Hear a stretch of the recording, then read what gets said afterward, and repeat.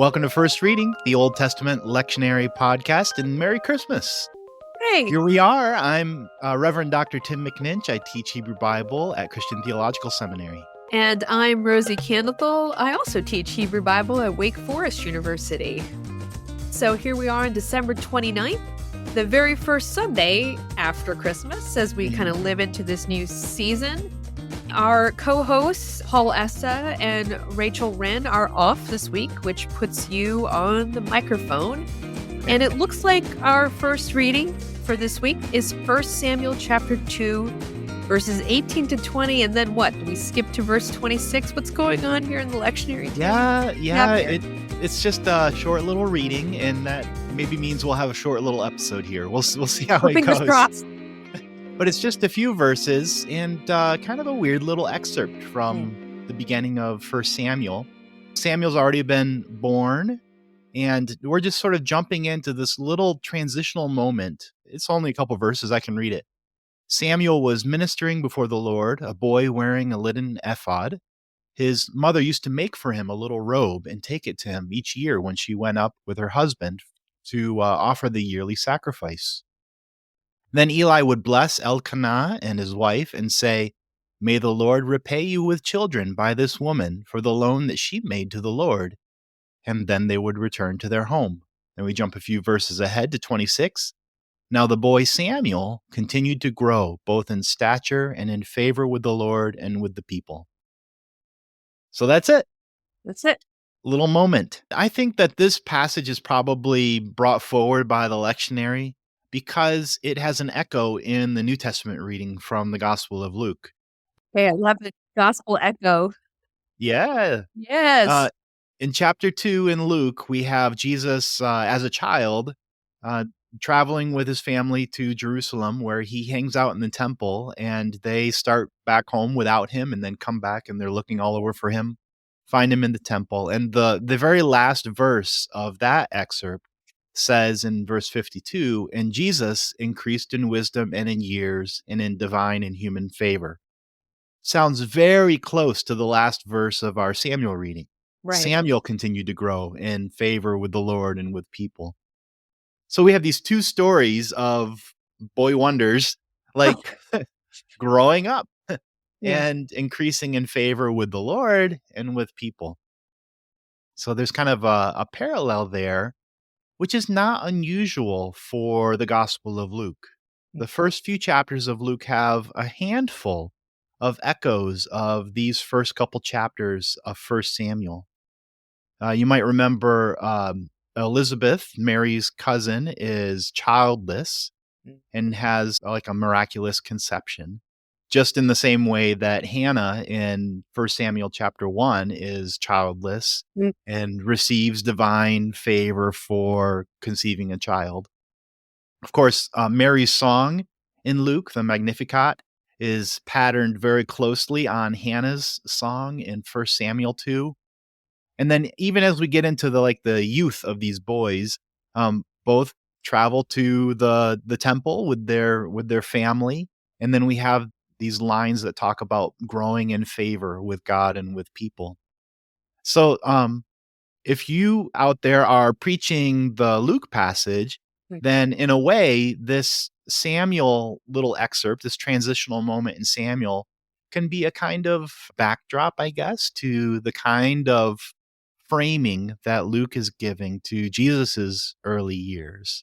Right. So even as I think about why Luke might be drawing upon language from the Hebrew Bible, what might preachers also maybe be able to highlight for their congregations as they listen to the gospel passage and maybe think about why the gospel writers are reaching back as far as Hannah and Samuel to create a parallel between these two, as you say, boy wonders, right?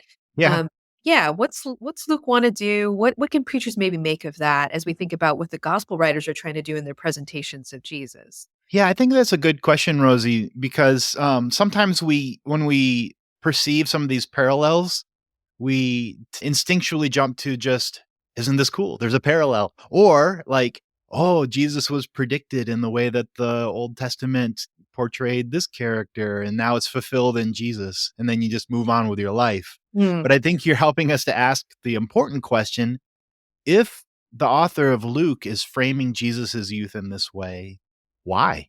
yeah. Like, what is it about Samuel's story that they found so resonant to echo in the way that they told Jesus's story? Yeah. So we could take a minute to think about that. Um, one, if I could just throw in a quick preaching pitfall, um, one of the things that sometimes I find myself wanting to do is to say, "Isn't this cool?" The author of Luke quoted that line from First Samuel in their Yeah. presentation of Jesus. And while that's close to the truth, it's actually not quite there because it's not an actual quote of the line. Mm, Of course, Luke's written in Greek and Samuel is in Hebrew, so it's not going to be a direct quote either way. But sometimes when that happens, I find myself wanting to take a look at the Septuagint and see if the New Testament reference is perhaps quoting directly from the Septuagint. And mm. so I got excited about that and looked up First Samuel 2 in the Septuagint. And turns out the Greek of the Septuagint and the Greek of Luke on this line couldn't be more different. Oh, disappointing. So that was a dead end. Uh, Luke is not mm, quoting his version of First Samuel, but in alignment with these other references to Hannah's story and to Samuel's youth, I think there definitely is a kind of literary like allusion going on here, even if it's more paraphrased than quoted. So that's just a little thing. I wouldn't want preachers to say that Luke is quoting Samuel because that wouldn't be accurate. But you can still make quite a bit out of the connection that's between these texts. mm, So what strikes me, getting back to your question, then Rosie, why the author of Luke might do this? The story of Samuel comes at this really pivotal moment in Israel's history. As it's told in scripture, up to that point, Israel had been led by a series of like regional judges, sort of warlord type yeah. characters, and it was not going particularly well. No, as I remember, Judges ends pretty poorly. Yes, yes, good call. And so the story of Samuel, the whole story of Samuel is really a kind of transitional moment from Mm, that style of political leadership to a more centralized, a national leadership mm, by a king. And it's kind of driving towards the story of David, who is the like prototypical Israelite king, walking for the most part in lockstep with God. mm, And so the story of Samuel is a kind of like changes in the air. mm, The tide is turning and we're heading towards this new thing that God is doing for the people, for the nation. mm, And we get that flavor all through the Samuel story. And so maybe that's one reason that the author of Luke might look back to this moment and say, with the birth of Jesus, again, something big was happening that God mm, was doing, a new thing, a big change was afoot. mm, So I think that's probably one thing that's going on there. The other thing would be that these characters themselves, both Jesus and Samuel, were kind of set apart for their yes. vocation from birth, I mean, even from before birth. And we get that in the story of Samuel in the way that his conception came about basically through a priestly blessing, like Hannah's prayer and then Eli's blessing, may God give you what you've requested. And boom, she's pregnant. And Samuel is given to the temple as a kind of intern. Mm, But this whole time, and we get these check-ins with Samuel, he's growing in stature and in favor with God. And so we know from the beginning and through his childhood that when the time comes that Samuel becomes an adult, he's got a special kind of call on his life, a special vocation.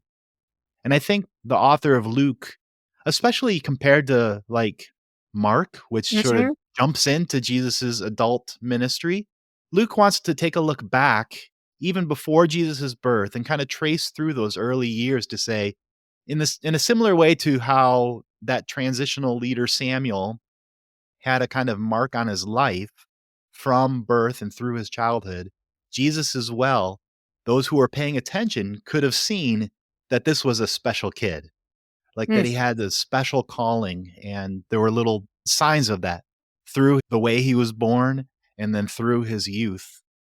I think you're also highlighting that we don't have a lot of glimpses of children in the text where we kind of get to see them growing up.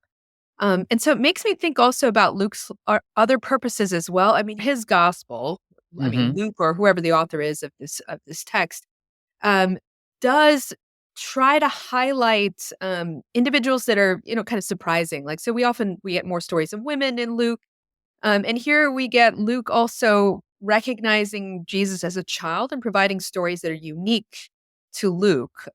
Even in the one that you just highlighted of Jesus in the temple, it's the only story we really have of Jesus as a boy. And so there's maybe even something about Luke's perspective that you're highlighting, and that Luke noticed the story of Samuel as a boy, Hmm. and then also provides a story of Jesus as a boy to kind of provide a parallel, but also maybe to highlight the fact that in that society and even in ours, we're often not attentive to children and the ways that they're growing, maybe in stature and in wisdom, and how do we develop children in such a way? So I appreciate the idea that you're also kind of bringing up that we're getting an image of a child, growing up in a community and being recognized. We're not sure what his potential might be, but already Luke Hmm. is kind of giving us a sense that children have importance in this gospel, and Jesus in particular, as we try to pay attention to this story. Yeah, I think that's excellent. And, that could be a sermon all in itself. Yeah. Right, like just recognizing children here at Hmm. Christmas time, right? Which is a time where we say we recognize children, Yeah. their wonder, but also, they're surprising, open-endedness as we kind of, gaze at them during this time of Christmas. Hmm. Yeah, if Christmas is a gospel of great joy for all the people, it's not just all the adult people. It's all the people, and that Mhm. includes children. Well, I had, just one other sort of side thought here, maybe to wrap us up on this one. I think most preachers handling this text, because it's such a short little transitional moment in the story, will probably use it in conjunction with the Luke text. But if there's a brave soul out there that wanted to just preach the Samuel text as the main text of their sermon, just sort of on its own, I wanted to give at least a tip on how I might approach doing that, and, Nice. and Yeah. taking the Samuel text sort of on its own terms. I happen to have done quite a bit of work in these chapters from my own research. Oh, you don't So say. yeah, so I've thought about this quite a bit, and I would just highlight that this little moment about Hannah coming to the temple each year in Shiloh and bringing Samuel a little robe. It's just a weird, wonderful little Little detail detail. in the Yeah, yeah. story, isn't it? I And I heard the little robe, and I can almost picture it. I know immediately, something happens to me emotionally when I read that. It's just like this tender little Yeah. moment. And it's really, you would know this, Rosie, as a biblical scholar, like, those types of moments in Hebrew narrative are so They're rare. rare. Yeah, that's one thing where I'm grateful for Luke even noticing it, Yeah. and creating that parallel in some way to kind of then maybe draw us back to this story, where Mhm. you say these kind of tender details lie. Yeah, for the most part, biblical stories kind of just follow the action, and, Often male action. yes, for sure, for sure. And scrolls were expensive, and including little details like this usually doesn't make the cut. So, whenever there is a little, like, side note like this, that really doesn't move the plot forward much, Huh. it makes me wanna pause and just sort of sit with it a bit and wonder, "What's going on with this? Why is this here?" Hmm. And I have to this day, have not quite resolved myself on why the author of Samuel included, this particular detail, Hmm. except that it does communicate a kind of tenderness, ongoing tenderness between Hannah and Samuel. She didn't just drop him off when he was weaned and say, "See you later," and never have any contact with him again.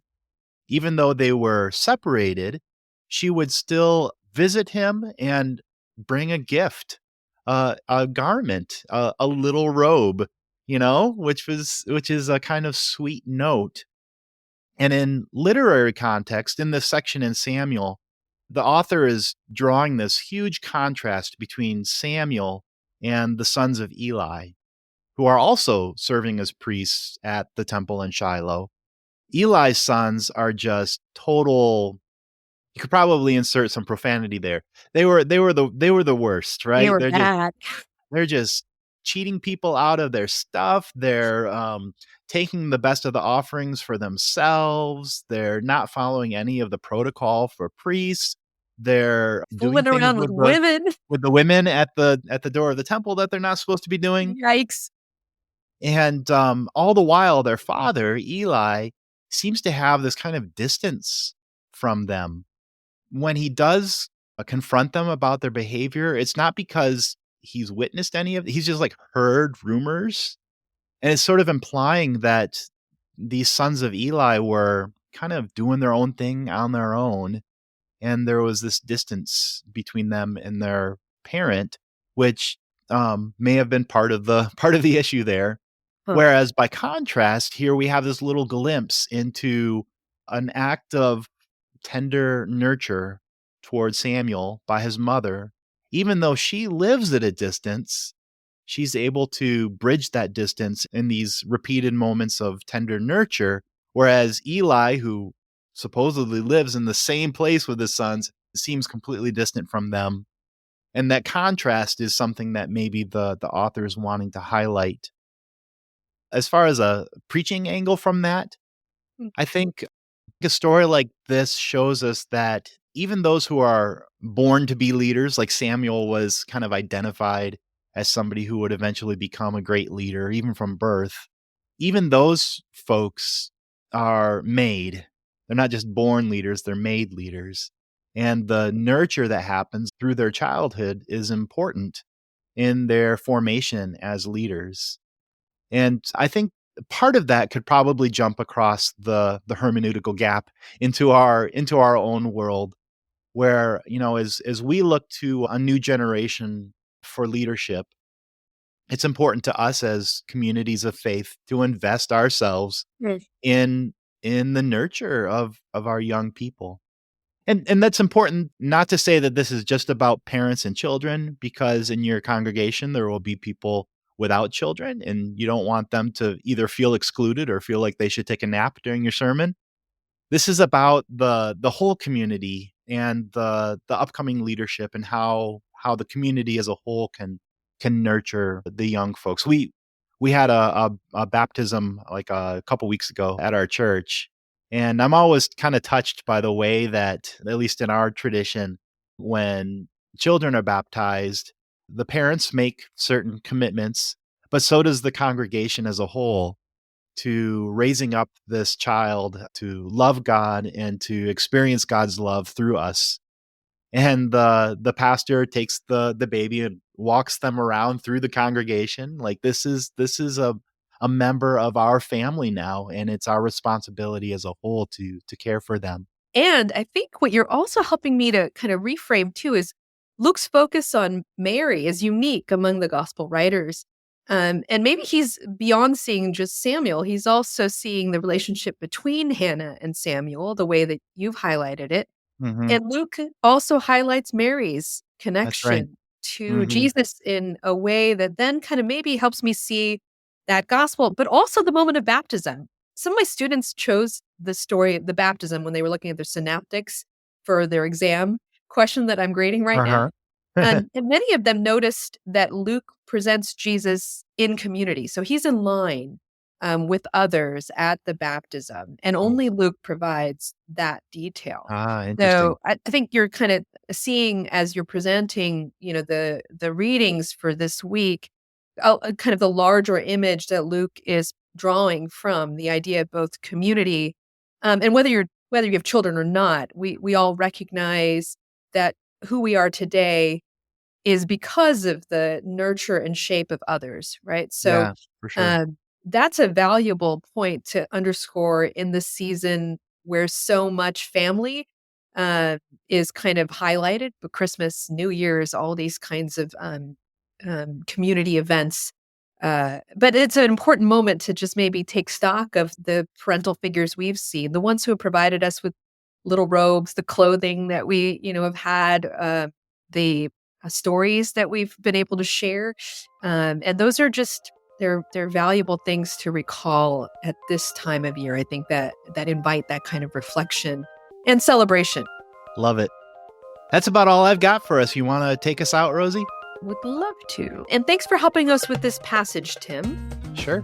Friends, we hope you found something helpful in our discussion today. And remember that you can find an episode on nearly every passage in the lectionary by using the search box on our website at firstreadingpodcast.com. And while you're there, perhaps take a look at our merch if you haven't found that Christmas present for the season, or make a donation to help keep our podcast going. And a big thank you to those who have already donated. We're grateful for your support. Subscribe wherever you get your podcasts. And if you found us helpful, let others know. Until next time, I'm Rosie Candlethal. And I'm Tim McNinch. Merry Christmas, everyone.